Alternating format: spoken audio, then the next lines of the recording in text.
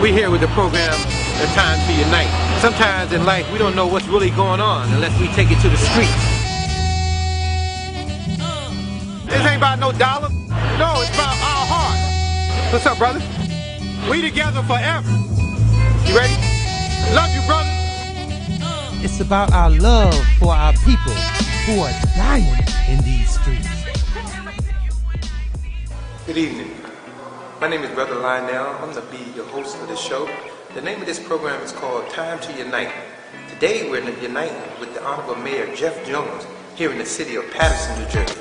We're concerned about the issues of the poor, the downtrodden, the shut out, the people that are struggling each and every day. We believe in God, but we also believe He works through people. And we believe today that He's working through our mayor. Let's see. Thank you.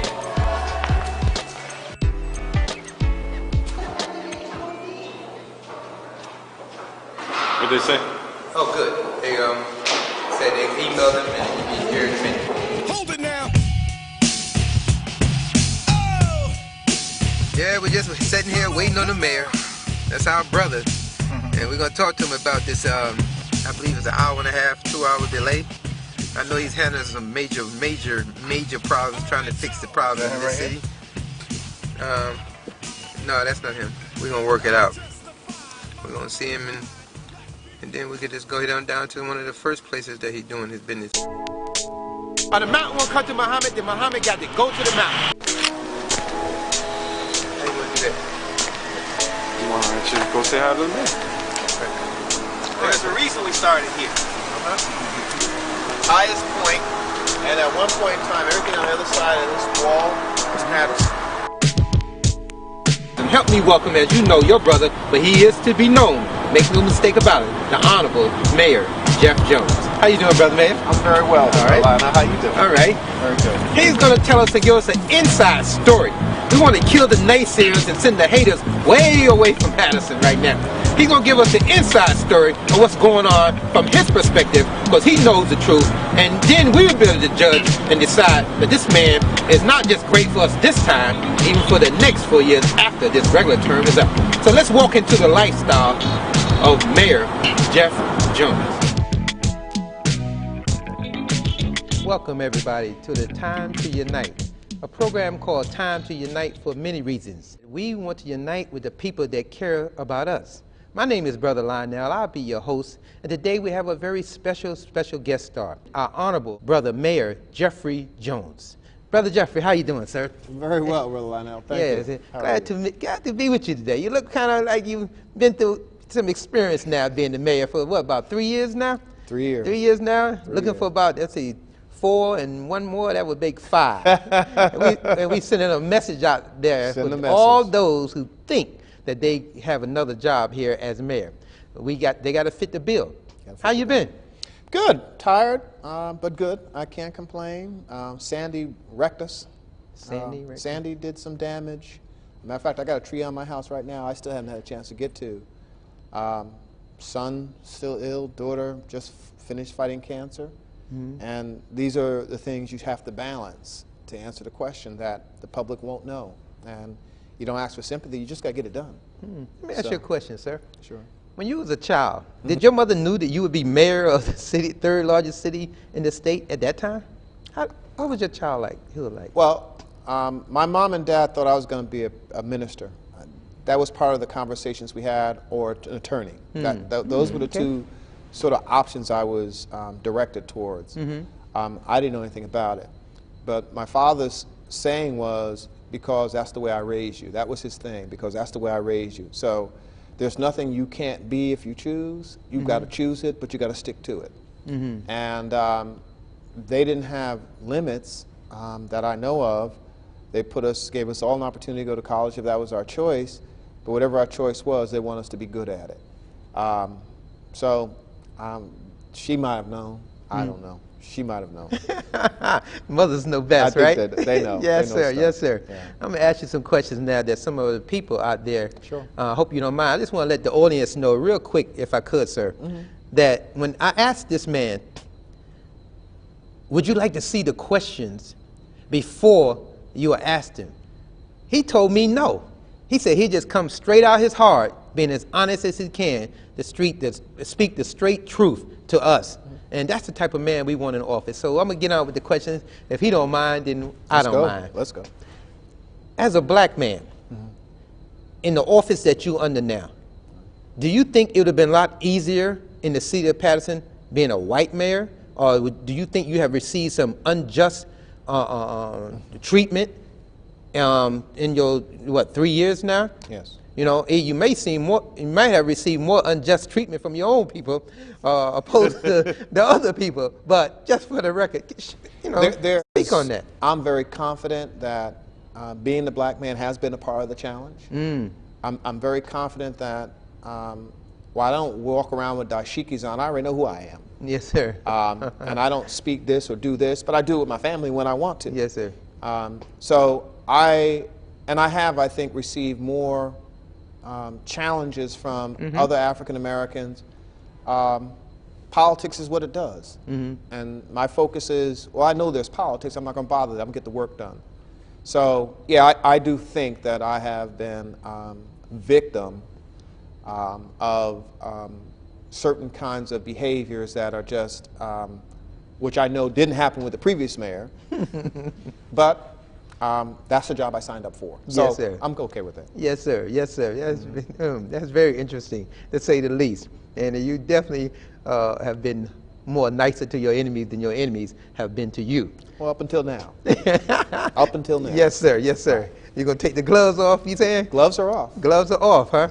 Yes, that's a good deal. Let me ask you another question real quick, because I know you're busy.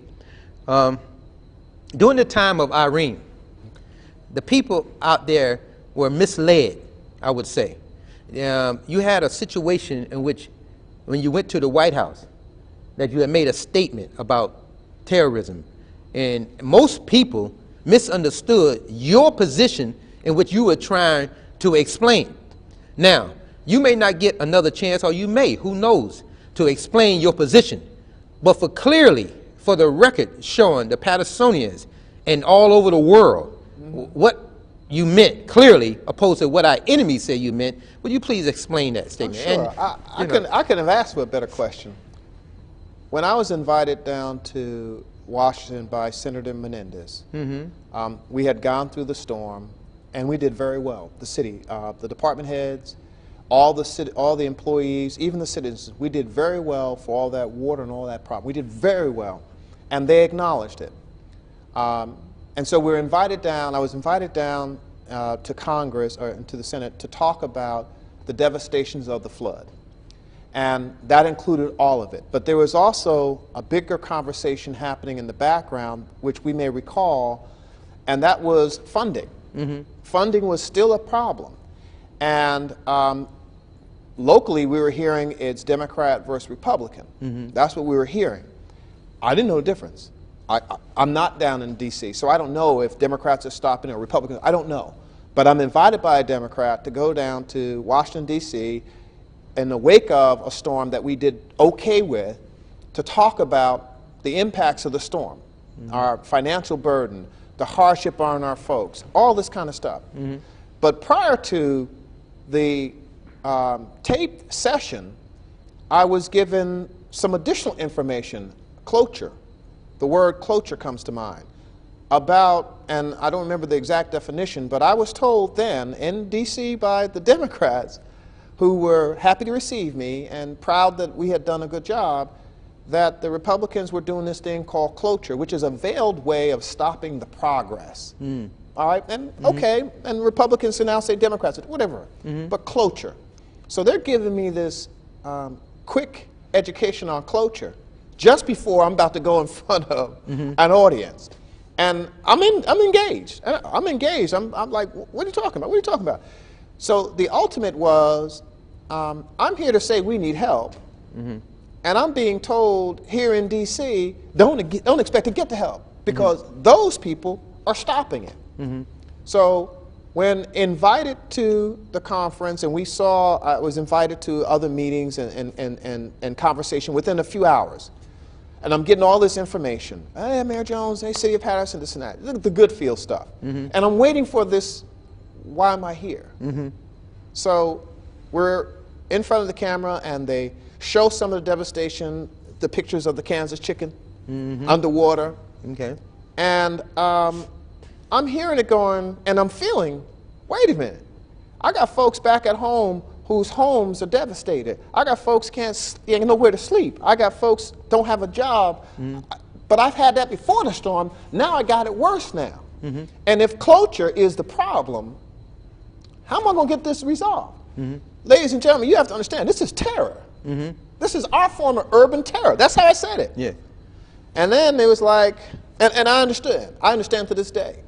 I understand that folks believe that certain offices and certain places, you're not supposed to say anything about them. Now, I can sit here and be victimized by anybody. Herald News, Record can call me out by my name. They can do all they want to, but I'm not supposed to say something. I'm not supposed to say something, especially if I'm giving a national attention about people, because everybody's supposed to believe that what's happening in D.C. is perfect. Yes, sir. And now we know better because of the fiscal cliff. Indeed, we but do. when I said what I said, it wasn't to say that people are terrorists. I know the difference. I served. Right. But we live in terror if we don't know what our next meal is coming from. If our homes that are underwater and they're telling us they're going to destroy them and demolish them, that we don't have access from one side of the river to the other, that's terror for us. And I realize, y'all don't understand that, do you? And just for the record, I want to thank you for being so sincere and honest. Ladies and gentlemen, we'll be back after station identification. We'll be back more with the mayor, Jeff Jones.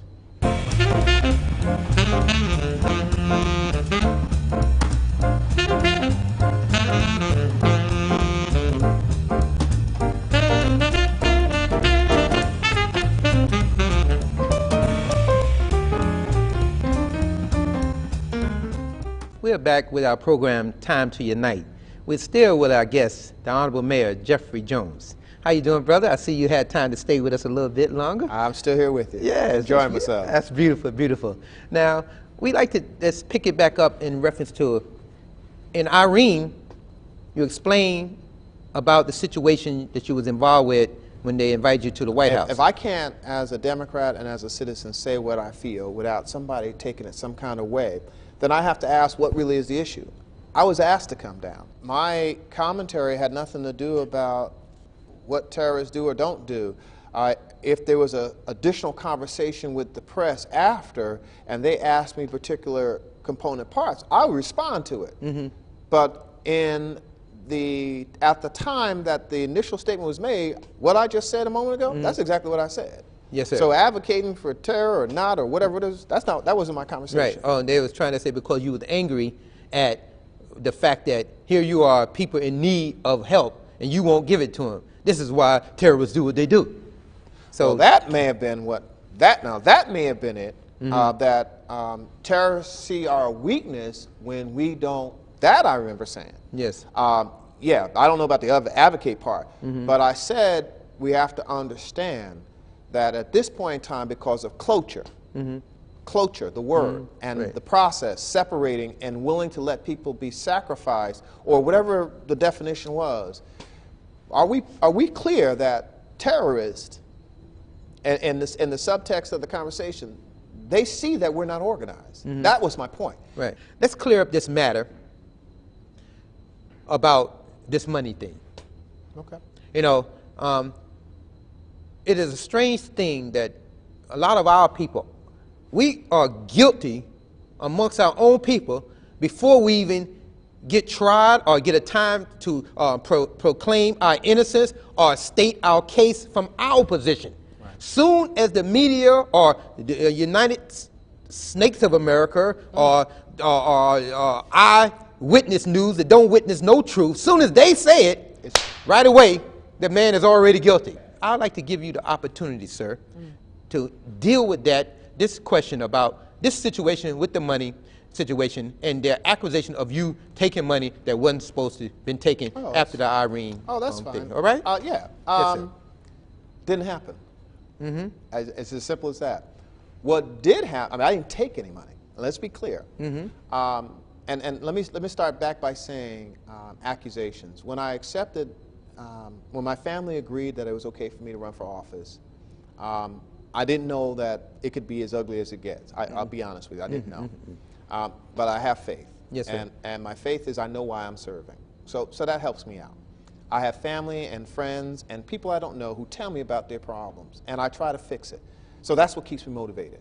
So haters gonna hate. That's what they do. Yes, sir. I ain't mad at That's what they do, sir. So with respect to the news, remember the council meetings, and I served there.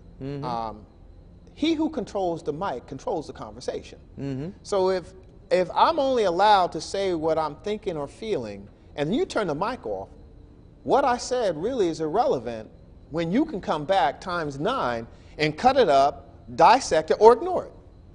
So one of the things I don't do is go to the council meetings, unless, of course, it's something I think is relevant to the city in title and total, because it's not mine. The council chamber belongs to the city council. It is their theater. And unfortunately, they've been using it. Some for real work, but for the most part, it's been theater. There's been conjecture, there's been defamation, there's been and there's been work. But you have to be able to distinguish at what point in time which one's going on. So as the story goes, and whenever an emergency happens, and based on what FEMA has outlined and with the state, Office of Emergency Management, OEM, kicks in. Right. The governor declares it, kicks in. I say my part, and then the city's emergency management operations is in somebody else's hands. So now, with that, the hours, the process, all of that is a part of the conversation. Who's here, what's there? Now, we try to control it from the budget side because we got to put the money up first, the city, with the expectation of getting it back 75%. Now, let's make sure we remember this. You spend $1 because you got contracts with police and fire and everybody else to do this work. And that labor contract says you got to pay them. You got to pay them within 2 weeks. So once this emergency happens and they're out there cutting trees down, the police are moving traffic, the fire department's out there saving persons, health department is running a shelter, that hours have to be documented. It then gets submitted to payroll. Now, OEM doesn't have payroll. The city has payroll. They have no authority over the city's payroll, so they just send it over. They send it over because of contractual obligations, and depending on what's on the payroll sheet, it gets paid. Now, what the public doesn't know is we all, the directors and myself, all got trained because we had that snowstorm prior. And I realized we were not ready. So I wanted us trained, and we were trained by the fire chief in the health department so that we could assist and be engaged with both city operation and the emergency. So that's really why we got involved. Now, when the Irene came about, the public safety director is calling the shots. I'm there because I'm learning. And the directors are there. We're learning. We're on laptops and we're on cell phones and we're in the field and we're working around the clock to make sure we understand, because I still got to keep my budget clear, make sure people are safe, and then we have to get all this information ready to go to submit. We failed at not documenting every bit of time. Because for every $1 you spend, you might get back 75 cents. So you should not do what you can do, because you have a chance to get it back. This is federal law. And state law can't supersede it. So when the state says you just not, wait a minute, if this was an illegal circumstance, then why does the federal government say submit it, we'll talk with you about it, and if it's not right, we're not going to pay it. Okay, so that's the background. So when the process got submitted, it immediately generated into checks. Should it? Don't know, don't think so. It did. My name was on that because I was working. Question. Yes. What could you do differently than what you did this time? Why do I ask that? Because this powerful force that's giving us these storms, it's not if he come again, it's when he come again. Will you be doing anything differently with the short time that we have left on this program? Can you tell the people that you can be doing something differently for their safety and for they can feel secure more so than they did last time? We won't change a single thing. We keep looking at enhancements, but there's nothing we've changed as a city to protect the welfare of the public. Nothing. The public doesn't understand or know, and let me tell you, we have to get permission from the state to do some things, most of the stuff. Sir. It's always about permission from the state. It's not because we want to, but we send police out when the tenements and high-rise buildings didn't have power during Sandy. It wasn't enough to drive by and look for lights in the vestibule. I wanted police to go there and verify you had lights, because we have seniors on the top floors. Yeah. It wasn't enough to say we see lights on the street without knowing whether. So that degree of granular, be sure it's working, we ain't never going to stop doing that. That's going to happen. The paperwork side, we fixed some of that too. We're going to submit as much as we can, yes, sir. Because if you spend $4 million, which is what we spent on Sandy as a result of Sandy, $4.6 million, but you only submit $2 million worth of expenditures, then you're only going to get 75% based on $2 million. But if you spent $4 million, don't you want to get the 75% of $4 million back? So before people jumped out and started doing stuff, they didn't tell anybody, because I don't think they knew. The council didn't understand and still doesn't know the process.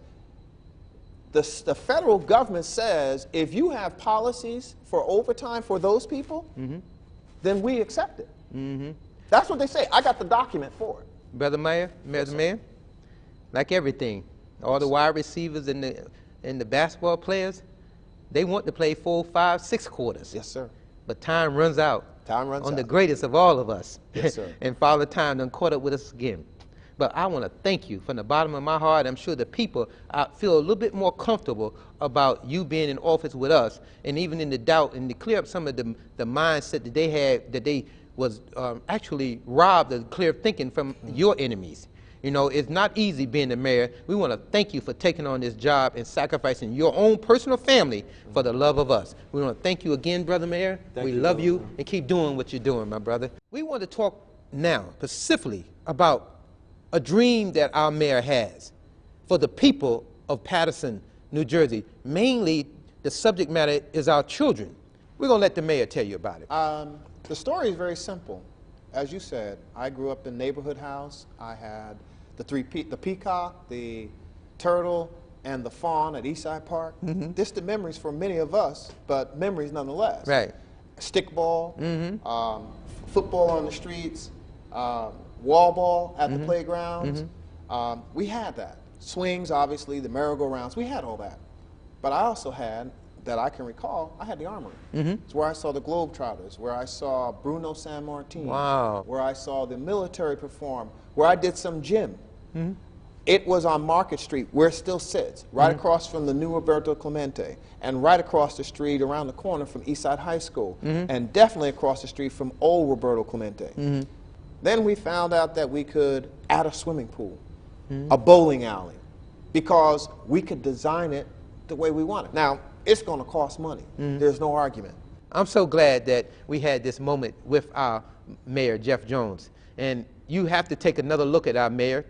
You got to see in your heart that this man has the best for us in our future. So I don't know what you're doing and how you're doing it when it's time to vote, but you're going to have to face reality and realize you have been bamboozled and tricked over and over again. But finally, we got a man that's willing to sacrifice his life for the better the condition for our future and our children's children, for the love of everything that he stands for. So I want to thank you again, my brother. Thank you. It's been an honor and pleasure, and you all what they say about you. And I love talking to you, man. I really do. You know, it's a pleasure. More people need to stop listening between the basement walls and the newspapers and come talk to you for themselves. I encourage that. Yes. So if you can, cameraman, take us to the footage and show Mr. Jeff Jones in the community that he loves. All right? Thank you. We out of here. I'm going to talk to the mayor.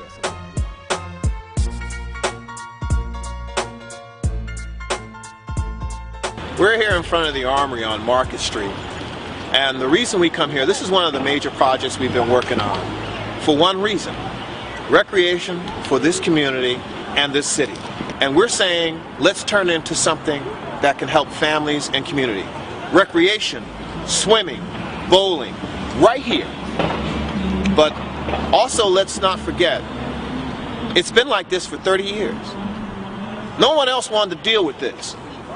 Yet not to deal with it makes it get worse, makes it have a negative effect on everything. Every kid walking past it, every family driving by here, they get a sense that nothing's going on. So no, you're not going to see fresh paint on it today, because we had to go through 30 years of neglect and 30 years of figuring out how. Today's that day. Today we've already begun the process of getting a board that's going to work solely on getting this back to work and to help.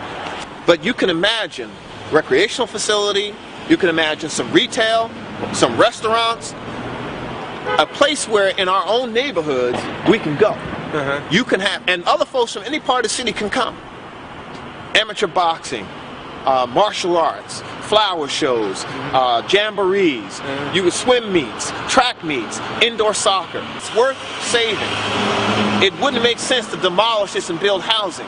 It wouldn't make sense to sell this off for some kind of storage. It makes sense to make it be what it was, a service facility. All right? Brother Mayor, we're going to take it on down the street again with you. We love you. We want to keep on providing and backing you because we know you got our best interests in heart. So again, we thank you again, and stay tuned. There'll be more on this program you heard about called Time to Unite. Thank you.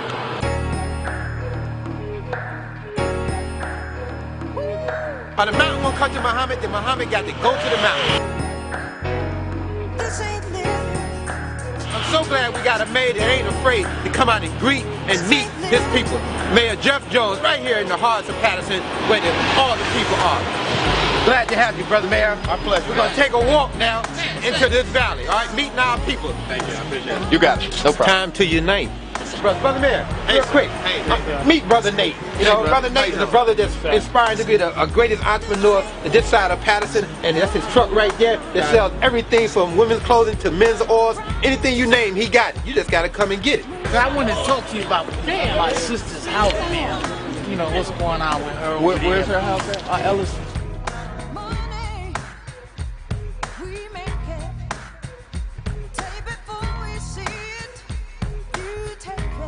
I'd like to once again, man, it's good to see you walking through the neighborhood. You'll see me. You actually look like my brother. We're out on the streets. All right. With the program Time to Unite with the Honorable Mayor Jeff Jones. Let's keep it moving. All right. All right. And happy holidays. There's a lot of rumors about the city of Patterson, and anybody asks, most of the time people ask, is there any good can come out of Patterson? We're here to claim and prove that there's so much good in Patterson. We have a lot of talent in Patterson. Patterson, New Jersey is a beautiful place. You need to come on down yourself so you can see exactly what we're talking about. We've been out in the streets today with Mayor Jeff Jones and the people of Patterson. That's trying to show you what we know and love to be true. All right? Okay, take care. Who are you? Brother Lionell. All right. I'm here every Saturday morning. You probably sleep when we're here in the morning with the brothers. Oh, the Muslim brothers. Exactly. Yeah, okay. This is our segment of our program called Are You Serious? Are you serious? We're asking Mr. Obama, the President of the United States, are you serious? In your own hometown in Chicago, 12 murders every 2 days, 25 on a weekend. We see nobody crying for the death of the black man, for the death of the Latino man. We see nobody crying for the death of poor whites in that manner. Are you serious? People are dying in Patterson, New Jersey now.